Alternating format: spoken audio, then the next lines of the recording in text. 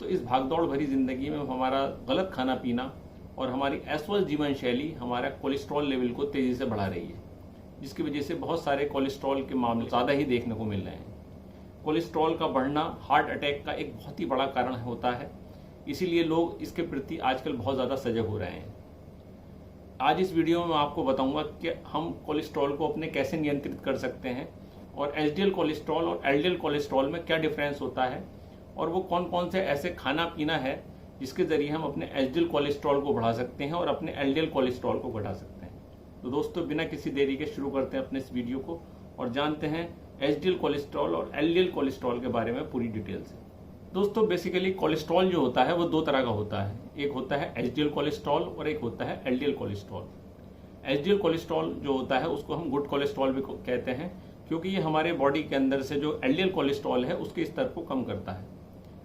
वहीं LDL cholesterol जो होता है उसको हम बैड कोलेस्ट्रॉल कहते हैं, क्योंकि यही वो कोलेस्ट्रॉल है जो हमारी आर्टरीज में जाकर, हमारी वीन्स में जाकर, हमारे हार्ट में, हमारे ब्रेन में, हमारी किडनी तक में जो है ये एक तरह से प्लेक फॉर्मेशन करता है और हमें जिसकी वजह से हार्ट अटैक होने का खतरा, स्ट्रोक होने का खतरा, किडनी फेलियर का खतरा, लीवर फेलियर का खतरा बन जाता है। इसलिए हमें अपनी बॉडी में एलडीएल कोलेस्ट्रॉल के लेवल को हमेशा डाउन करते रहना चाहिए और हमारा जो एचडीएल कोलेस्ट्रॉल है, जिसे हम गुड कोलेस्ट्रॉल कहते हैं, उसके लेवल को हमें बढ़ाते रहना चाहिए। इस वीडियो में मैं आज आपको बताऊंगा कैसे हम अपने गुड कोलेस्ट्रॉल को बढ़ा सकते हैं और ऐसी कौन से खाने पीने हैं जिसकी वजह से हम इजीली अपने एचडीएल कोलेस्ट्रॉल को इंक्रीज कर सकते हैं। और इन फूड्स को अगर अपनी जिंदगी में हम अपनी डाइट में शामिल करते हैं तो हम अपने एचडीएल कोलेस्ट्रॉल को बहुत तेजी से बढ़ा सकते हैं, वहीं अपने एलडीएल कोलेस्ट्रॉल को कम कर सकते हैं।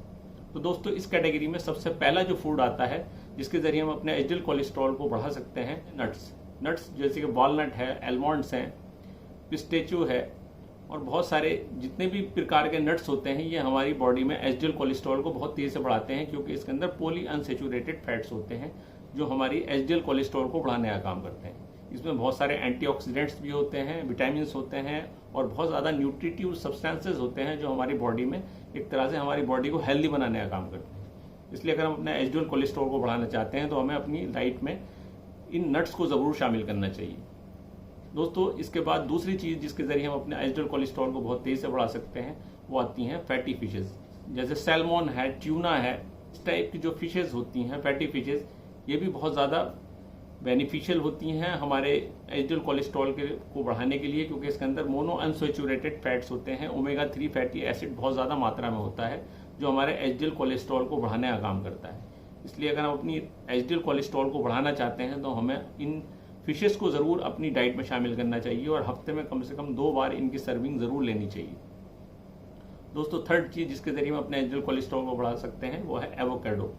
एवोकेडो एक सुपर फ्रूट की श्रेणी में आता है और ये बहुत ही ज़्यादा हमारी बॉडी के लिए बेनिफिशियल होता है, क्योंकि इसके अंदर भी बहुत ज़बरदस्त मात्रा में पॉली अनसैचुरेटेड फैट्स होते हैं, एंटीऑक्सीडेंट्स होते हैं, विटामिन होते हैं जो हमारे एचडीएल कोलेस्ट्रॉल को बढ़ाने का काम करते हैं। इसलिए अगर हम अपने बॉडी में से एचडीएल कोलेस्ट्रॉल को बढ़ाना चाहते हैं तो हमें ज़्यादा एवोकेडो का ज़रूर इस्तेमाल करना चाहिए और हफ्ते में कम से कम 1 या 2 बार एवोकेडो जैसा सुपर फूड ज़रूर खाना चाहिए।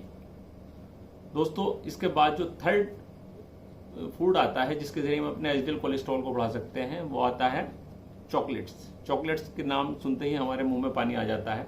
चॉकलेट हमारी कमज़ोरी भी होती है।